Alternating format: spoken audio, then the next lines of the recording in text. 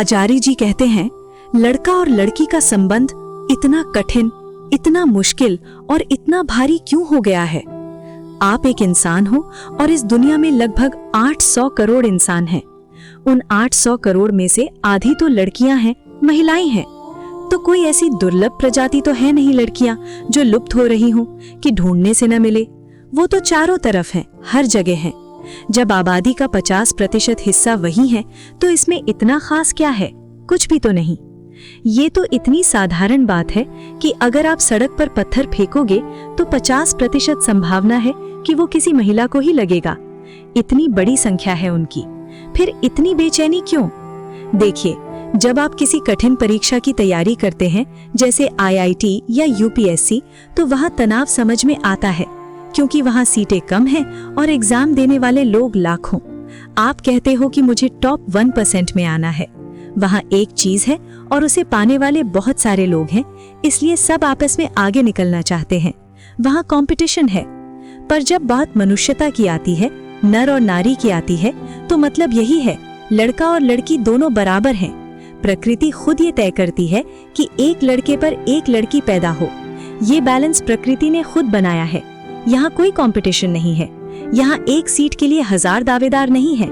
तो फिर ये परेशानी फैक्चुअल नहीं है, ये परेशानी असली नहीं है, ये मनोवैज्ञानिक है, यानी आपके दिमाग के अंदर है। जिस उम्र में आप हो, जिस परिवेश में आप हो, वहाँ आपकी ही संख्या के बराबर लड़कियां भी मौजूद हैं। जैसे प्रकृति ने आपको पैदा किया, वैसे ही वो आपको मिला भी देगी।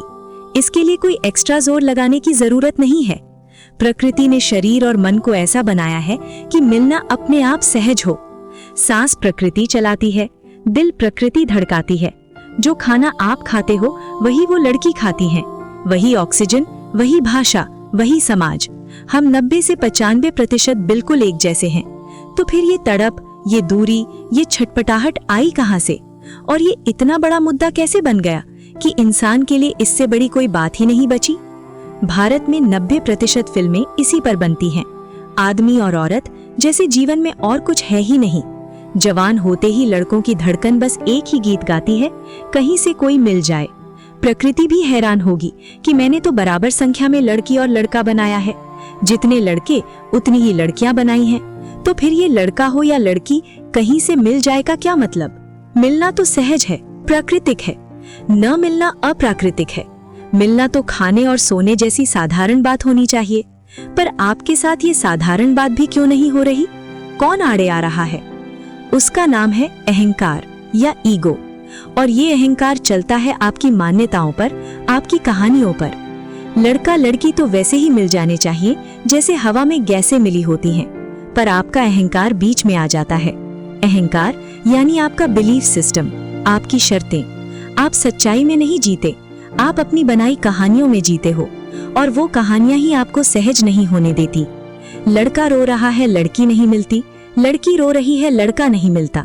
इनको दूर कौन रख रहा है? वो झूठा मैं, फिक्टिशियस सेल्फ। आपकी शर्तें देखिए। लड़की गोरी होनी चाहिए, अपनी ही जाति की होनी चाहिए, शर्मीली होनी चाहिए, और आजकल एक नया चलन है, फर्स्ट हैंड होनी चाहिए। आप चाहते हो कि वो खुद आकर आपके चरणों में गिर जाए और कहे, हे प्राणनाथ, मैं आपको अपना पति मान चुकी हूँ। इतनी भारी शर्तें रखोगे तो कौन मिलेगा? कद इतना हो, सेक्सी भी हो, मम्मी को भी पसंद आए और मॉडर्न भी हो। ये अहंकार का काम है। वो इतनी कहानियां ले आता है कि प्राकृतिक चीज भी मुश्किल हो जाती है। ये तो वैसा ही है जैसे आप अपनी माँ से कहो कि खिचड़ी का रंग अगर एक खास रंग का नहीं हुआ तो मैं नहीं खाऊंगा। तो भाई भूखे ही मरोगे ना। और यही हो रहा है।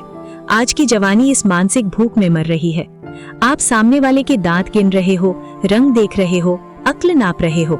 कम पढ़ी लिखी हो तो समस्या, ज्यादा पढ़ी लिखी हो तो समस्या। आपने अपना दायरा इतना छोटा कर लिया है कि उसमें कोई फिट ही नहीं बैठता। प्रकृति किसी पर इतनी शर्तें नहीं लगाती। अगर लड़की ज्यादा शर्माती है तो आप कहते हो पुरानी सोच की है।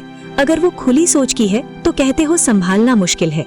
ये सारी बाधाएं आपके खोपड़े में हैं। यही खोपड़ा इंसान को इंसान से, हिंदू को मुसलमान से और नर को नारी से मिलने नहीं देता। अचरज की बात यह है कि आप इस मिलन को रोक कैसे लेते हो। ये तो वैसे ही है जैसे कोई ब्राह्मण कहे कि मैं सिर्फ ब्राह्मण से मिलूंगा। ये जो आपने आर्टिफिशियल दीवारें खड़ी की हैं, यही आपकी समस्या है। जिस दिन आप इसे बहुत बड़ी बात मानना छोड़ दोगे, जिस दिन आप इसे ग्लैमरस समझना छोड़ दोगे, उस दिन रिश्ता सहज हो जाएगा। जिस दिन आप लड़की को लड़की नहीं, एक इंसान की तरह देखोगे, उस दिन पाओगे कि जीवन में लोग आ भी रहे हैं और जा भी रहे हैं। कोई बड़ी बात नहीं है। हमेशा गर्लफ्रेंड या लड़की लड़की क्यों रटना? मनुष्य क्यों नहीं बोल सकते? क्या किसी रिश्ते का आधार सिर्फ सेक्स ही होना चाहिए? मैं ये नहीं कह रहा कि सेक्स नहीं होना चाहिए, पर क्या वो सेंटर होना चाहिए? जब आप लड़की ढूंढते हो तो आप अक्सर एक सेक्सुअल ऑब्जेक्ट ढूंढ रहे होते हो, इसीलिए वो नहीं मिलती।